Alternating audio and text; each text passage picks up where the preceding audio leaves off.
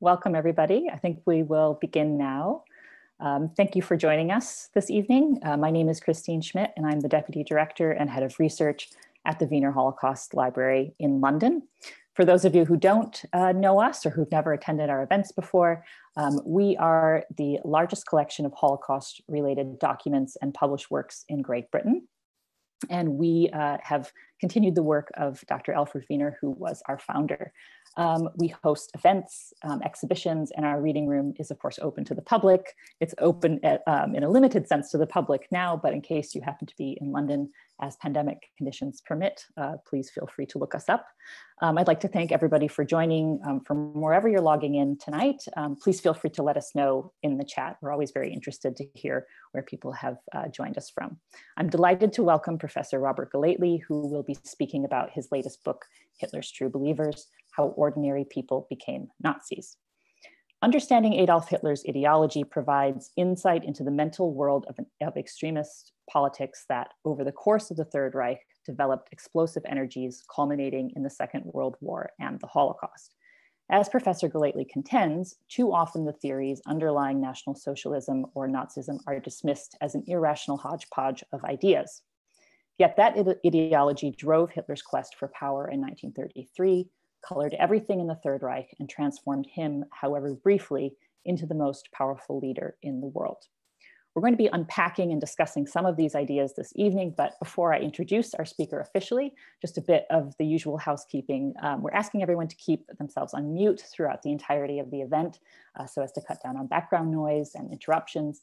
If you have a comment or a question, please feel free to enter that into the chat at any time. And also, please feel free to, again, let us know where you're logging in from. We will try to get to as many questions as possible after we have our conversation for about 45 minutes, and we'll take as many of your questions as we can. If you have any technical problems, my colleague Leah is also on with us, and you can send her a private chat directly or to me, and we'll try to help. And finally, this session is being recorded and will be posted on YouTube. So if you don't wish to have your face appear on YouTube, please turn off your video. And when we read out your question, we will be only using your first name. So now to introduce our speaker, Professor Robert Gellately is Earl Ray Beck Professor of History at Florida State University. He is the author of a number of significant books, including Stalin's Curse, Battling for Communism in War and Cold War, Backing Hitler, Consent and Coercion in Nazi Germany, The Gestapo in German Society, Enforcing Racial Policy, The Politics of Economic Despair, Shopkeepers and German Politics, and Lenin, Stalin, and Hitler, The Age of Social Catastrophe. And on a personal note, Professor Gellately taught me when he was previously at Clark University in Massachusetts. So I'm very pleased to be reunited with him today, even if only virtually. So it's a great honor for me personally to host this talk. So Robert, shall we get to it? So my first question, as we know, we've kind of been discussing, there are numerous, probably too numerous to count, books on the Nazis and Hitler in particular. So why did you write another book on Hitler and his followers, and what makes your book necessary and new? Well, that's a great question. Thank you, Christine. It's entirely my honor to see one of the graduate students that crossed my path all too briefly do so well, and I'm delighted that everybody could make it here tonight, this afternoon or evening, wherever you are. Well, of course, the question is, why another book on Hitler? That's obviously the question that every publisher wants to do. As soon as you write a proposal for them, the first thing they want to, well, why do we need another book on this? So what I wanted to do in the beginning was to write a book on Hitler's ideology. The last two books, the major studies of Hitler's ideology, had been done in the 1960s, both in German. And they were really rather selective in what they counted as Hitler's ideology. The most well-known is the book by Ernst Nolte, in which he outlined very, schematically and ignored all kinds of things that I think he should not have ignored.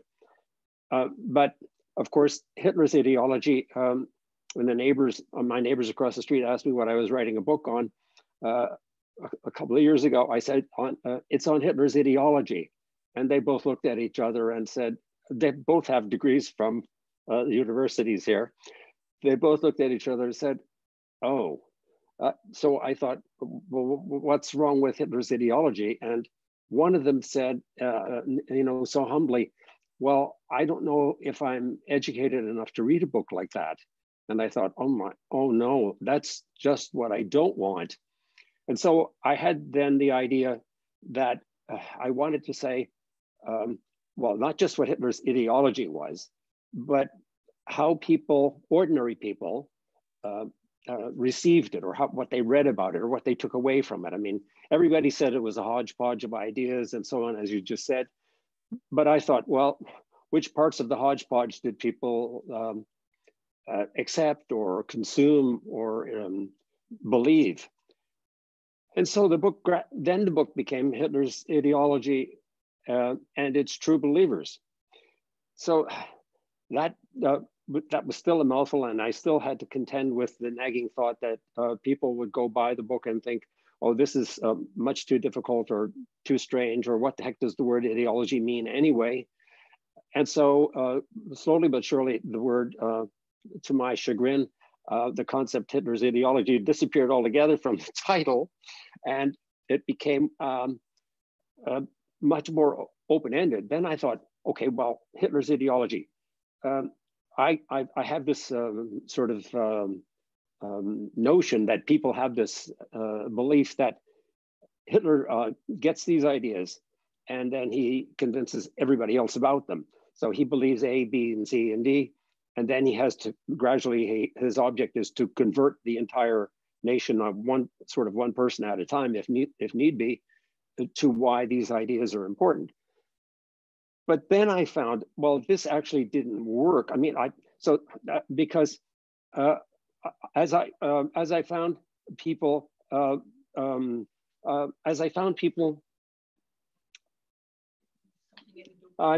sorry, I can't. This is one of the perils of it's okay. These things at home. It happens. Now we have somebody at the door, and I'm sorry, I can't go to the door. I'm on international. I'm on an international stage, but the mailman doesn't know. If it can happen on the news, on the BBC, it can happen here. It's totally fine. The mailman is not impressed. I didn't put the sign out in front, international audience in here, or something like that. In any case, so I started to ask this question, how did Hitler actually come to his ideas? What were the key ideas? And started look, for example, at his, even if you just look at the Nazi Party program, which is online, anybody can get it. The Nazi Party program of February 1920, which they said, oh, we're never changing it. If you look at the program itself, 25 points, and they didn't change much, one paragraph. If you look at it, one of the things that's most striking about it that just stands right out is, well, it puts an emphasis on nationalism. Then it puts an emphasis, get ready for it, on socialism, and then anti-Semitism. So the party's name, which is called the National Socialist German Workers' Party, actually, its program is right in the title of the party. And yet, if you look at, for example, Professor Ian Kershaw, for whom, a British historian for whom I have a great respect, he outlines Hitler's ideology in 3 paragraphs, not a word about socialism. And if you look at the party program and all the things they promised and what they did, this socialism turns out to be very important. Now, people who are socialists, and some of my best friends are socialists, people who are socialists take umbrage that if Hitler was a socialist, then that I'm saying implicitly that there's something wrong with socialism as such. But the fact of the matter is that from the 1880s on, socialism had many stripes. There were people who were shooting people in the street called socialist anarchists in Europe in the 1890s. If you tried to tell them that they weren't real socialists, then there were Bolsheviks and so on. And then they thought they were the real socialists. And now historians who write about Hitler say, well, that's not real socialism. Well, it was real enough to them. And if you look at in the last elections, I know I'm jumping ahead a little bit here, but if you look at the last elections held in the Weimar Republic, I calculated that 71% and a little bit, 71% of the people voted for a party with either socialist or communist in the title. So that was, of course, in the Depression years, but nevertheless, this was obvious that it was really obvious that any party that didn't have a platform saying that they were socialist, they weren't going to get anywhere. And so then the Nazi Party played this up. Now this socialism, of course, I can talk about this. I talk about this in the book. The socialism was not Marxist. It was not anti-capitalist, but it was anti-Jewish capitalist. And therefore, that is to say, it opposed what it called finance capitalism and that sort of thing. So Hitler didn't want to be anti-capitalist as such, but the party was anti-Jewish capitalist. So they managed around these things. But if you read through the various chapters, like, well, anyway, I got very enthusiastic about writing this book. And of course, I say this about each and every one I finish, that this is the most exciting book I've ever done, and I couldn't put it down. But suffice it to say that I convinced the publishers to give me a chance to write this book, and I'm grateful that it's come to fruition. Well, it's absolutely accessible and readable, and I'm going to jump back to the socialism question in a few minutes because I think it's a really interesting point that you've raised. I think one of the things that struck me when I was reading it, which starting completely with the title, because you've given me a bit more background as to how you've come to this title and where you wanted to start with talking about ideology. And so I think one of the questions that came to me when I was reading it was how it's two sides of the same coin. How do you define ordinary people? Widening maybe the definition of perpetrator and complicating our understanding of compliance, and how do you define true belief versus people who joined or follow the party early on or later on for varying motivations. So that's kind of a two-part question, but again, unpacking the title, which you started off with, which I think is an interesting point. Yes, when I used ordinary people initially, the way I meant it was people who were not in the Nazi Party and who joined the Nazi Party because of this ideology. Or let me put it this way: they joined the party or voted for the party, or actually fought in the streets for the party. And I wanted to find out, why did they do, what were their motivations? So I read an enormous number of diaries and all this kind of thing to get at that question. But so to get at I wanted to find how does an ordinary person like us, for example, how do we go from being ordinary people that one day and the next day we joined this obviously extremist party with violent tendencies that became really pronounced at the end of the Weimar Republic. I mean, there's practically civil war in the streets. And so I wanted to find why do ordinary people join such parties? I mean, and when you join the party, you have to pay dues, and these dues were not inconsiderable. If you want to go to hear Hitler talk, you have to pay to get in. So the question is, how committed are you?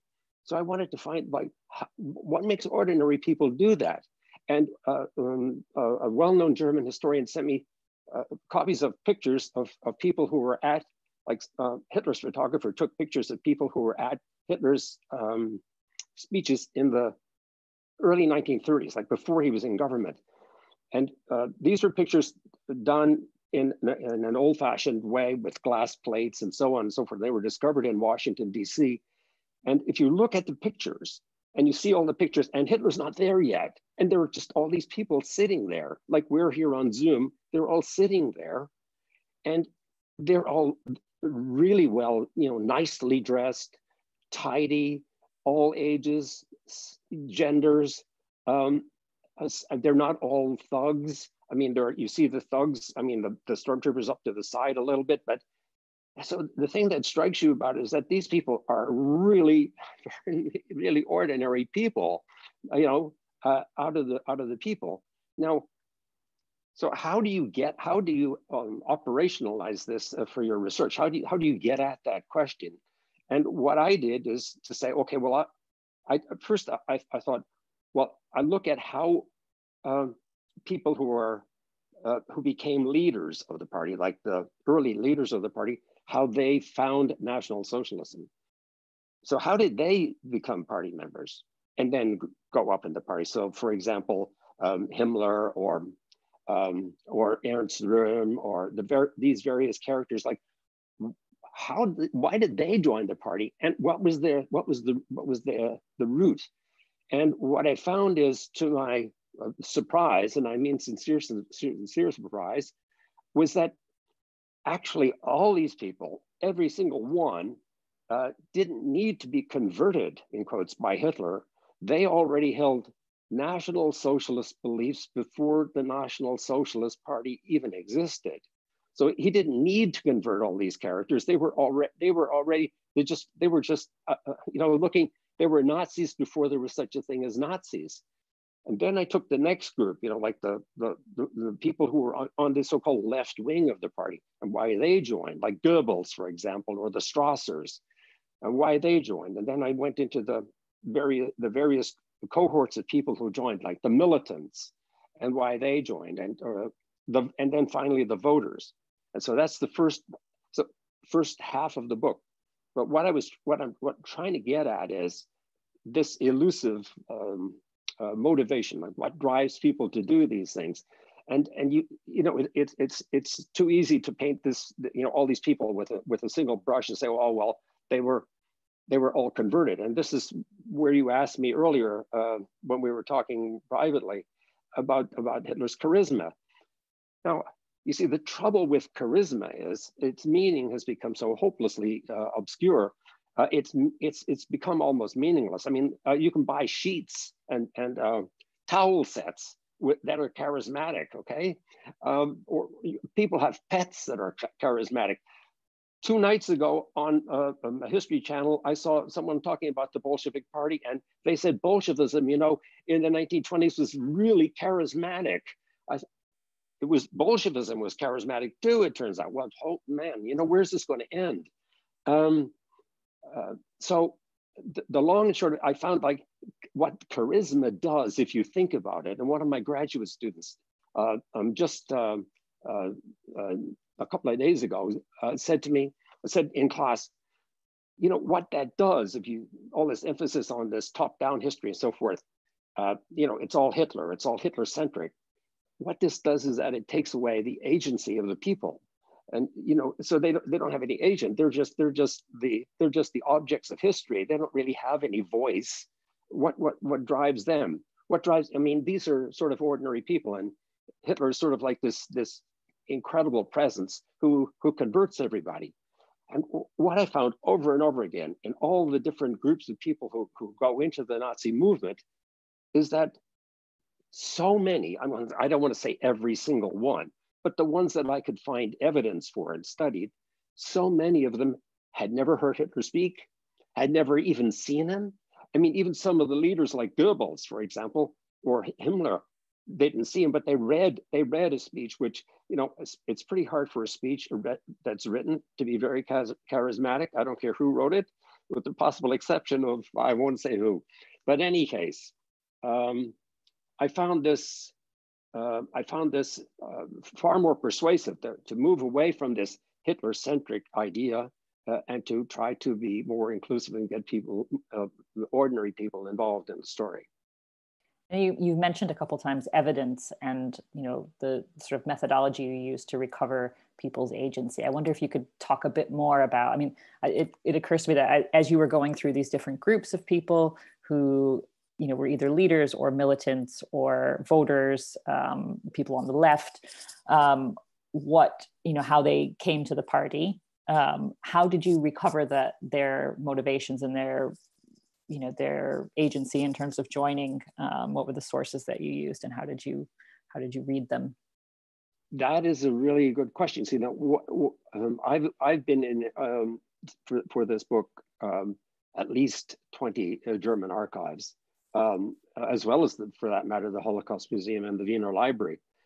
And so I went through practically all the official sources, including military in Freiburg, the military sources that you could go through. And then I started to turn increasingly, and I have ever more turned to diaries and letters. And now, not everybody writes a diary, and not everybody who writes letters, the recipient doesn't keep the letters. So it is a select group, and you have to read these things critically as well. They don't necessarily give you the absolutely picture perfect, in quotes, truth.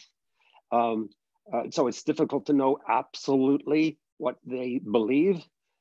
Maybe they're trying to convince themselves, their friends, and so on. Like someone like Goebbels, it looks at least relatively simple, because he's got his 30 volume diary, and so you can follow his political development, or at least the ideological, intellectual, political development that he wants to tell you about. You can follow it almost daily, what he's been doing. But all these other characters, Himmler, Ernst Röhm, and so on, they all kept diaries as well. And these are quite revealing. Or they spoke, for example, in public, and we have their speeches. So it is enormously time-consuming and labor-intensive to win back as best you can what seems to have driven these people. And you have to put these things always in the, I'm trying to write the story, to be honest with you, the way I've always written these books, which is I'm trying to be as fair as I can be to the people who are the writers, whether they're Nazis or not. I'm trying to be as fair to them. I'm trying to be as fair to the perpetrators. I'm trying to be as I am to the victims. So I'm trying to figure out like what made them move. I'm not just interested in value judgments about, oh, this is the dumbest thing I've ever read kind of thing, or how weird this all is. And I mean, like there are historians who, they say, well, this isn't a belief system. This isn't a real ideology. Well, compared to Marxism, which was, hammered out over 50 years, and is, speaking as someone who came to know Marxism from the inside, I mean, it can answer all questions in history. It poses all questions and it provides all answers. And so National Socialism, Nazism, is not an ideology on that level, but for the people who took up the cause, it indeed promised them a new world, an exciting future. It answered all the questions, the big ones that they had. Of course, it's strung together. You can say, well, this is irrational, that's irrational. Of course, it's true. It's true. But I mean, if you start subjecting, say, religious beliefs or something like that to this kind of ideological criticism, really, subjective, put it under a microscope, you'll find lots of things there that you can say, well, that's just irrational, or that doesn't make any sense, or what, and so there are things about it, of course, that are irrational, and I point these out as well. But the thing I'm trying to get at is, like, what got these people motivated, got them ready to join the party, get them out in the streets, young people, all ages, and so I can tell you right now that I could have doubled the size of this book easily. I could multiply the pages with other examples, but there's enough examples in here. People might say, my God, did you have to use quite so many examples? There are, hundreds and hundreds and hundreds of examples in here of people and what they saw, what they picked out of the beliefs. Now, I have to tell you again that I don't have a hobby horse. I'm not trying to make a case. So this is you know, this is this, I tell you, I went into this with as open a mind as you can have, given the topic. I mean, this is as open a mind as you can have. And so the results, I think, I hope people will give it a chance and read the book. And I'm actually, just to say, I'm going to put a link to where anyone who's listening can purchase the book. And actually, you raised this point about young people and sort of what people were hoping, you know, the sort of positive benefits of joining the party and what they saw happening. But I also, you know, you kind of get into right in the middle of the book where you talk about embracing the Volksgemeinschaft. You know, how did people respond when they got the first taste of it was an authoritarian regime? So if you don't mind, I'm going to just read a passage that I think captures what you just mentioned about young people joining, and then it gets back into this discussion about socialism. So this is from chapter 7, Embracing the Volksgemeinschaft. I'm just going to read the first part about Melita Maschmann as one of your very interesting examples.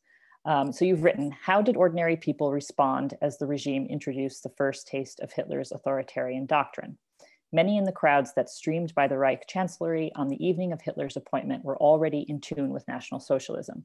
One such person was the teenager Melita Maschmann, who went to the big event with her parents and her twin brother, even though neither mother nor father approved of the NSDAP and instead were nationalists from the DNVP.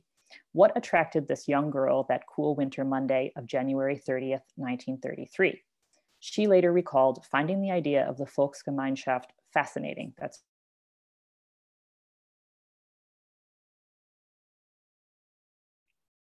Oops.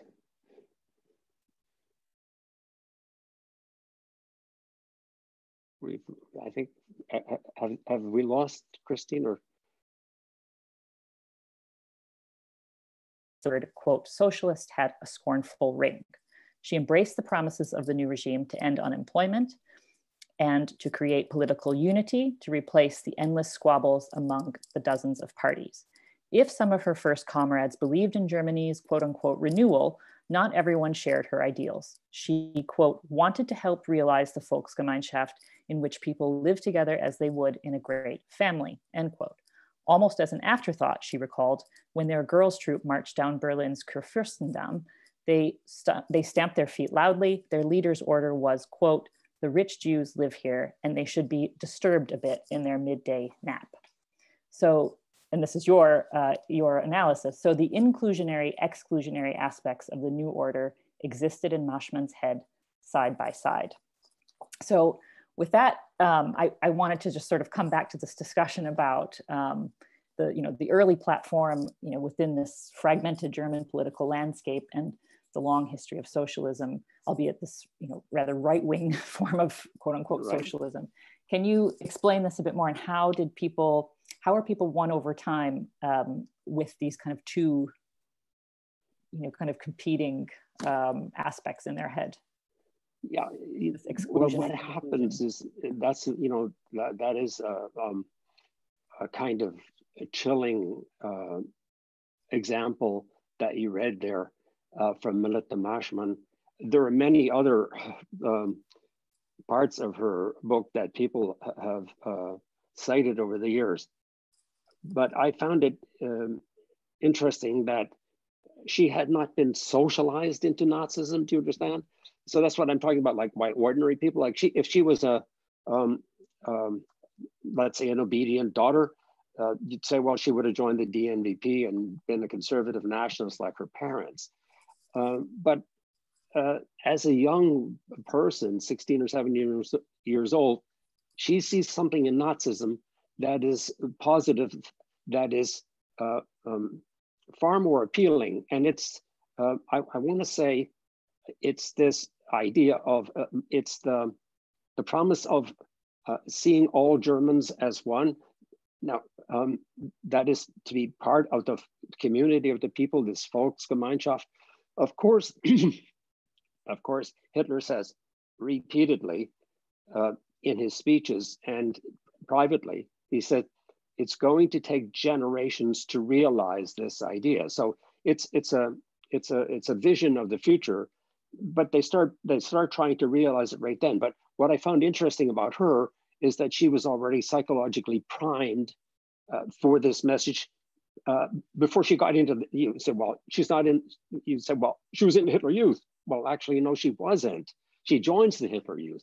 And immediately she becomes aware, whatever her own parents had told her, or she heard them saying about the Jews, the chances are there was some anti-Semitism, because the German National People's Party was also tinged with more than a tinge of anti-Semitism.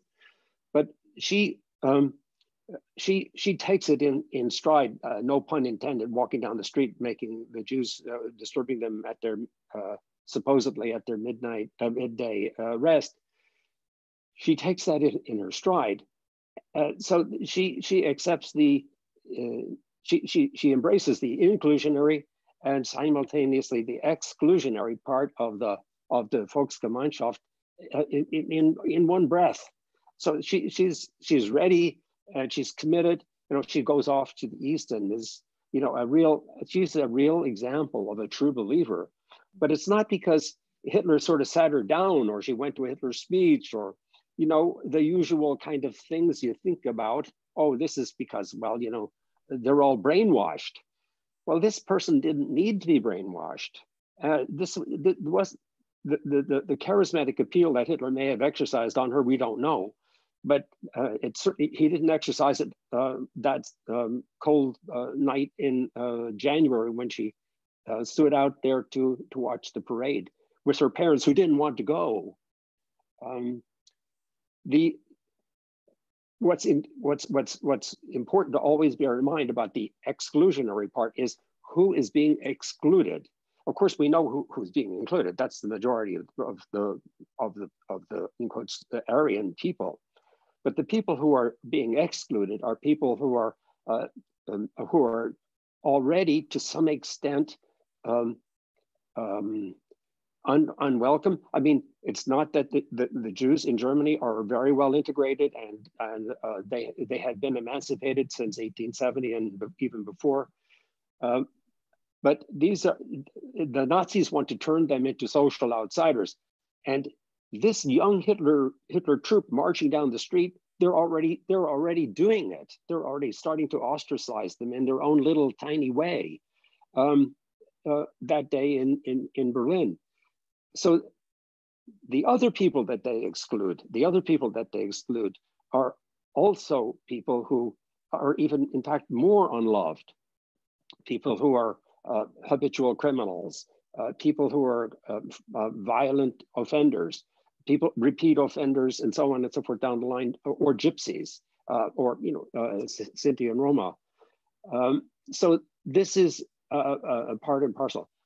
But I would say, and it's sort of happened already, begins happening already in 1933, that it's not the propaganda of the word that is so important to turning these people, those who are not already true believers.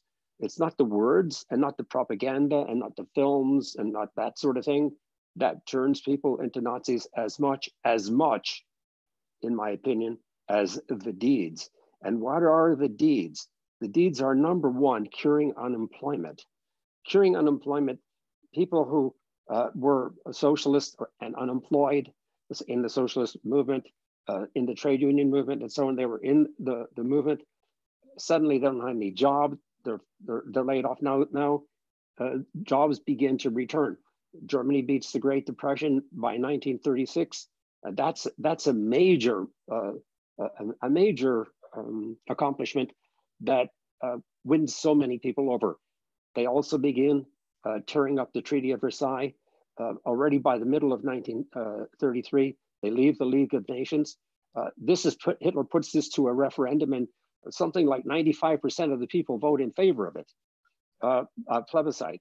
Now, you can say, well, they were all forced. Well, I don't think they were all forced, actually. I have a diary here of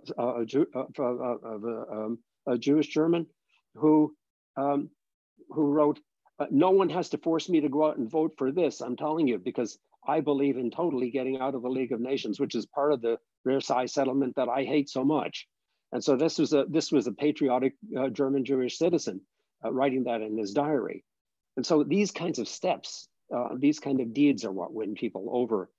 It's not, with all due respect to the biographers of Hitler, it's not his charisma. I think falling back on charisma is it's for want of it's for want of trying harder and digging deeper to find out what people are really all about, and just writing it off as Hitler's star power. And you know, if you look at Hitler's speeches, I mean, they were, especially you look at them from beginning to end, they were theatrical masterpieces in their own way.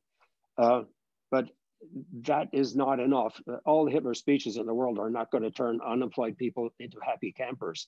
But if they're employed and they see their country returning to power and greatness, well, I'm afraid they're going to applaud, and that's what happened.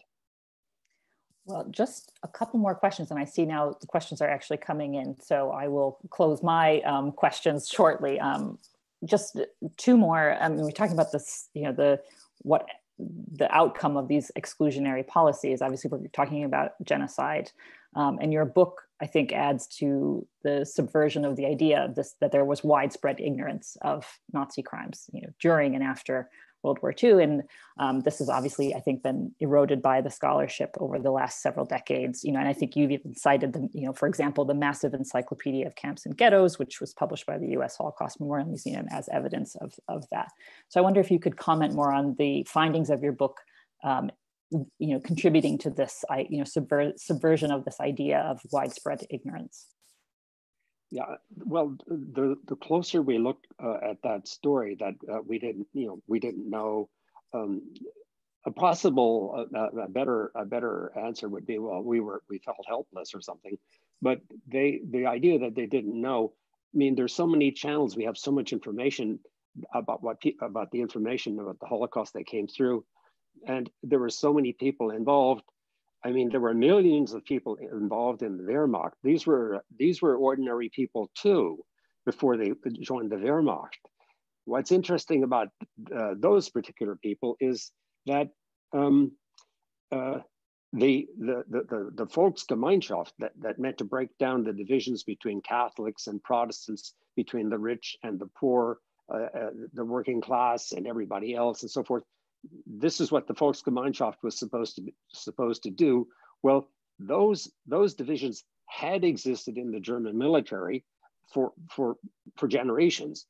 Now, of course, once the war comes, those divisions all break down, and the Volksgemeinschaft is the Volksgemeinschaft in arms in the German military. It's not that everybody, I'm not saying everybody in the German military recognized what was going on with the Holocaust and participated in it, but there were a lot of people. One of the questions that I tried to get at was, well, why did the military keep on fighting? Why did they go on fighting till the very end? And you know, some people say, well, they had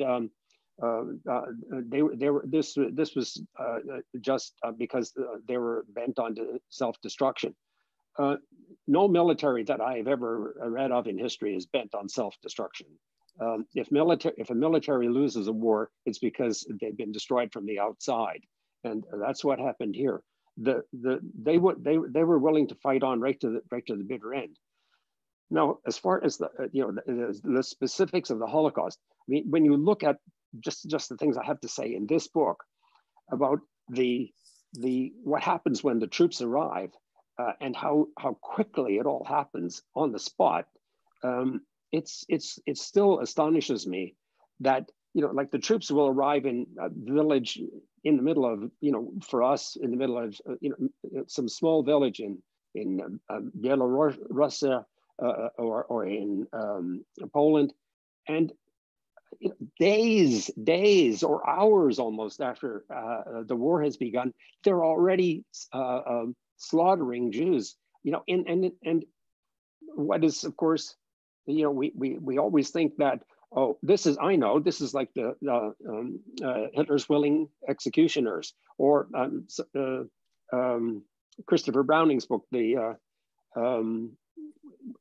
what is it? Ordinary Men. Yeah. Ordinary Men. Ordinary Men.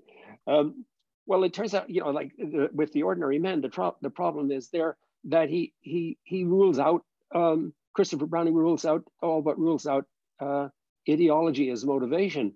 And I don't think that holds up to examination. It's the same ideology or aspects of the ideology, Nazi ideology, that Hitler began preaching in 1920 and gradually upped it, I mean, he spoke to his generals on February the 3rd in private, February 3rd, 1933. He's only been appointed chancellor on January the 30th.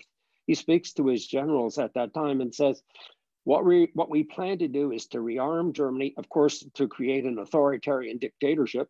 What we plan to do is to rearm Germany and to take territory in the East, and then to see that the soil is ruthlessly Germanicized.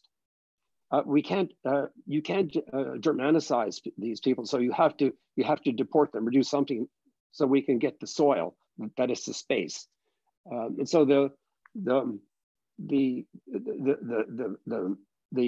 thrust of the military right from the military leadership and Hitler right from the beginning was this sort of I don't want to overuse the word, but sort of that genocidal conquest of tracts in the East and all that was going to involve. And it's always astonishing when you see that people who in the German military who actually joined the resistance in 1944 and tried to kill Hitler, that some of these people, when Hitler was appointed, they joined in the parade and went down the parade and clicked their heels in enthusiasm at what was about to happen. So if you get Klaus von Stauffenberg being overjoyed at Hitler's appointment, so it's not just Melitta Marschmann, and Hitler hasn't spoken to Klaus von Stauffenberg either. They said, we need to have a heart-to-heart talk, and he thereby converts him into a Nazi. But Stauffenberg in 1933 is a full-fledged supporter of the Nazi regime and its aims. Now, I don't know if he ever joined the party. I doubt it. Lots of these people never joined the party, but that didn't mean that their sentiments were not behind the regime, and that these people were not, for a time, true believers as well, even though they never joined the party. There are lots of people who never joined the party. I have evidence in the book where people said, well, I'd be happy to join the party, but no way am I paying those dues. So they back off because they have to pay the dues. So when we look at the vast numbers in the party, it would have been even more if they didn't charge them so much to join. You might have just answered someone. Rachel just posted a question on that very topic. Before I get to the questions, I just want to ask you one last question about Nazism and the Third Reich as aberration. This is something that we were also discussing. And this might encompass a discussion not only of German history, but European history, global history, and maybe more contemporary issues as well. So do you think it was an aberration in your view? And what is the relevance of studying Nazism as a warning from history today? Well, what you see, I think, I don't think it was an aberration, or what German historians used to call a Betriebsunfall, that it is sort of an industrial accident. It grew out of German history. What I came away from with the book, although this is in itself another book that one could write, what I came away from was that there were the intellectual origins of National Socialism were already embedded in German culture, and these elements, nationalism, socialism also, and anti-Semitism were accentuated by the First World War. They if anything, they flourished even more after the First World War, and they continued. So there is a certain a continuity in German history. This German culture hadn't really come to grips with this aspect of its past. After 1945, I think Germany has become really a model democracy. I mean, of course, now it's just one Germany, but when I was talking Germany that time, I inadvertently meant I meant West Germany, of course, but now I mean all of Germany, I guess. But Germany after 1945, especially West Germany, has really led the way in countries that faced up to the crimes as they had been committed by the Nazi regime and the people who supported the regime. And there were I can't remember the exact number, but something like 20 million people who served in the Wehrmacht. I'm not painting them all with a single brush and saying they're all this or that or the other thing.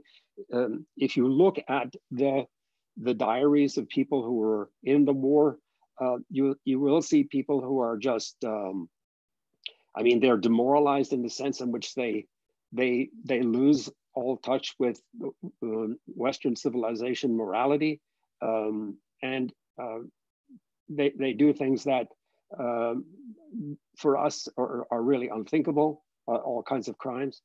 But I hope I'm not dodging your question, but I don't think it was an aberration.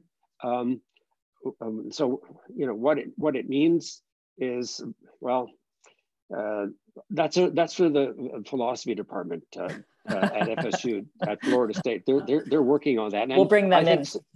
Yes, I think the math department is working out an algorithm on this as well. So they're working, but they promised me the answer by the weekend. All right. Okay, so why don't we? There's been some very interesting questions posed in the chat. And of course, I welcome anybody who wants to make a comment or pose a question to Professor Gellately. I'm going to take Rosie's first. She has indicated a question about the difference between Germans and Austrians in terms of, I'm assuming in terms of support for the party. And she says that she knows that Austrians made up a huge cohort of people who drove forward the final solution. So can you comment on this? I mean, has your research broadened, given you any kind of insight into other, areas? And how would you? Well, that, Rosie, is a wonderful question, because it gets at something that German historians have ignored. I'm afraid I have to plead guilty as well. But I'm aware of the way in which, I mean, what is really, if you want real live evidence, of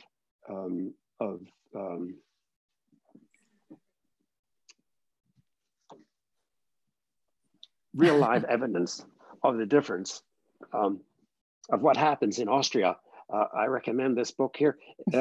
It just, the Wiener Library has paid me to do this. This is their Thanks, book Robert. on Prelude to the Holocaust, the program of November 1938. Actually, they've been generous enough to put these online. These are testimonies of people, of Jews who were picked up and persecuted and brought to the concentration camps in 1938 with the program. And what is really, I guess, disconcerting, to say the least, is what happened to the Jews in Vienna. And their stories are particularly gripping when they are brought to the camps, or even before they are. You realize, especially from the moment that Germany came into Austria, they found people who were already, so to speak, well, how shall I say this? They were already predisposed to National Socialism long before the National Socialists got there. So I think Rosie, your question is a good one. I think that many of the people who become sort of notorious characters in the Third Reich, like, for example, most notorious, I guess, is Kaltenbrunner, Ernst Kaltenbrunner. These people were really involved with the Nazi Party before 1933, but there are many others as well. Glaboschnik, the man who led the Operation Reinhardt, was Austrian, and we could go down the list. So whatever the issues in German culture, these also existed in Austria as well. And Austria, I think, had a more difficult time coming to grips with this after 1945, but I think they have by now as well. So I hope I have answered your question, but there's no doubt that Austria from 1938 on is a part of the, they make up a large enthusiastic bloc. I mean, you just have to see the parades of Hitler when he, the photographs of Hitler when he enters Austria. I mean, he's in an open car driving through the streets for miles through hundreds of thousands of people. There's not even a thought that anyone would actually harm him. So it is that he is welcomed with open arms, and that the German military is welcomed with open arms is really obvious. Alas. I just also, there's a question here that's a bit related to that, but I don't want to skip ahead. Yasmin asked a question about, whether it's accurate to accredit the popularity of National Socialism to the treatment of Germany at the Treaty of Versailles. And she's asking if it essentially created the foundations of domestic upheaval and a gradual gravitation towards the Nazi regime and Nazism as a whole. And I know that you've talked about this in your book as well, of course, as the Great Depression and a number of other factors. So maybe you could talk a bit about these, the kind of broader circumstances. Yes. Well, yeah, actually, I really do go into this in the book, and what happens is, of course, the initial peace and armistice in November 1938 is bad. I mean, most Germans think that was bad enough. Hitler and company regarded that as a stab in the back. This stab in the back legend played a tremendously important role in right-wing politics in Germany from 1918 on, and even after. And as a matter of fact, it played an enormous role in the latter part of the war, where German soldiers, and not just the generals, were determined that there wouldn't be another stab in the back, in quotes. So this was already bad enough, so to speak, but Germans could say to themselves, well, I've got to think, we detect a problem with Microsoft's automatic updater. Okay, I'm just going to say, okay.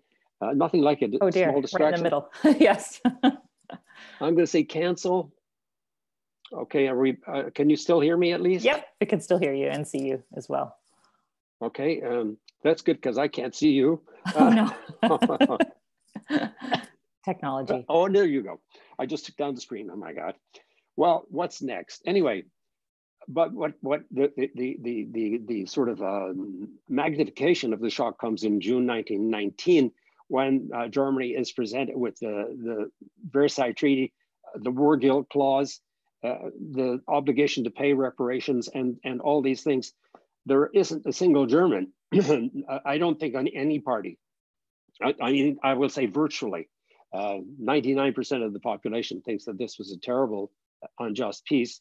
And the worst thing you can say about this peace is that it accelerated the rate, or didn't slow the rate, shall we say, toward the next war. It was a colossal mistake, in my opinion, and because it failed on all counts. That the Nazi regime was sworn to undo this was a given. That was a given. Everybody agreed on that. What is striking is that between 1919 and 1933, that is in the Weimar Republic, the victor powers, Britain and France, do absolutely nothing to give any concessions to the Weimar Republic, and thereby to help legitimate democracy in Germany. Whereas after 1933, from 1933 on, 33 to 39, they do everything possible to make Hitler look like a genius statesman. So they give him all kinds of concessions they wouldn't have dreamt of giving to the Weimar democracy, and thereby make him look like the genius leader. And of course, that adds to his aura and to general bloodless, wins all these victories and never goes to war. So it played the Versailles Treaty played a really unfortunate role in the history of Germany from 1919 to 45, for sure. We have a question from Katrin. Could you talk about people who initially were politically further removed from Nazism than, say, Maschmann? So we used this example of Melita Maschmann before. So she says, for example, social democrats or center voters. If there were, the social democrats are easier to talk about. They had a Marxist theory that they could rely on. They also lived in political and social and cultural enclaves where they had the comfort and support of their comrades, and so they were the hardest to win over. You can get, and I have used diaries of social democrats, and we have also a lot of reports from the socialist underground of what socialists are thinking. But the socialist underground tend to paint a picture that the workers really are not enjoying this at all. They hate this. They hate this idea of low-cost tourism and things like that. And of course, that's just not true. The way that they won the workers is mainly by curing unemployment. They then went from that to offering all kinds of social programs.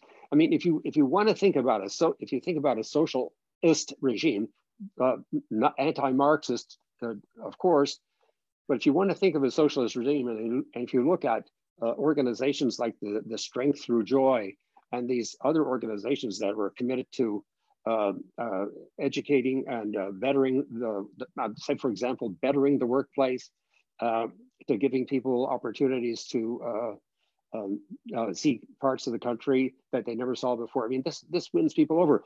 And there are people in here in the book where they are, how shall I say, indifferent to politics. Then suddenly they're unemployed. One guy loses his job the day after or the day before of the enabling law.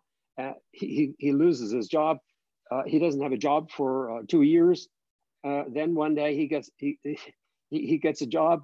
It doesn't pay much, but then he gets a better one, and he moves back in. He moves back into his own home, out of his parents' house. Now he can marry the women of his dreams. They get married, and his grandson asked him, and wrote up this story. His grandson asked his grandmother, "But what about the persecutions? What about that?" And she said, "Well, we didn't think about that." So that was the grandmother talking. But now the Catholics it's difficult to gauge the Catholic attitudes prior to 1933 because they vote almost uniformly for the Catholic Center Party. Hitler takes a big step to winning them over when he has the Concordat with the papacy in July 1933. This is a big step, which is, we won't interfere with the church in any way if the church doesn't, as long as the church doesn't interfere in our politics. So there's a sort of agreement that does a lot to win over Catholics. And I think, at least to mitigate their concerns, they then accept that. But when the church, when the regime tries to take steps against the church, for example, removing crucifixes, and famous examples when they try to take the crucifixes out of the classroom in specific areas, there is a huge fuss, and the regime backs down. So there is some Catholic, a small r resistance, but I wouldn't overestimate it. I think that, to be frank about it, that the Catholic population was every bit as enthralled with the accomplishments. I put these in quotes. If you put half the words in the book in quotes, they were every bit as enthralled with the accomplishments of the regime as were the Protestants. So I don't know if that is an entirely satisfactory answer to your question, but I think it was very thorough. And I think we could probably, yeah, she said thank you. So I think, okay. I think it was. I think we are just 5 minutes over time. So we have a number of other questions. That's impossible. So I have enough ammo here to go all night. I'm sure. But if we could just, I think we could take one more from Sandra, which is an interesting question. And I think you touched on this a bit earlier when you talked about the voter who was Jewish and who was quite interested in what the party platform. And you said she says, in your work on ordinary people, how did you deal with the fact that after decades of quote unquote mixed marriages and conversions, there were many ordinary people who were both German and had Jewish roots without being noticeable as a stereotypical quote unquote Jew targeted by the Nazi project? So did you have a kind of, how did you incorporate this into your work? There is, as it happened, now this is not a perfect example to answer that question, but did you say it was Leah, did you say? Sandra. Pardon me? Sandra who asked it. Sandra. Mm-hmm. Well, Sandra, it's a very interesting question. I'll give you a short answer, if I may, that kind of illustrates the sort of dilemma that you're talking about. There is we have the diary of a woman, and she's always been quoted. You need to get the whole diary to actually find out what she had to say. And this is Louisa Solmitz, and she said proudly in her diary, raised to be German and anti-Semitic by her parents, but she ended up marrying someone who was born and had been raised as Jewish, but had left his faith and to some extent had converted also to support, not in the party, but support of Nazism. They were deliriously happy, the family, the parents and one daughter were deliriously happy that Hitler had been appointed. Everything was fine. Louisa said, except for this emphasis on race, this is the thing that I can't understand. Where this is brought home really forcefully is on after April the 7th, there is the law for the restoration of the professional civil service, which sounds really arcane.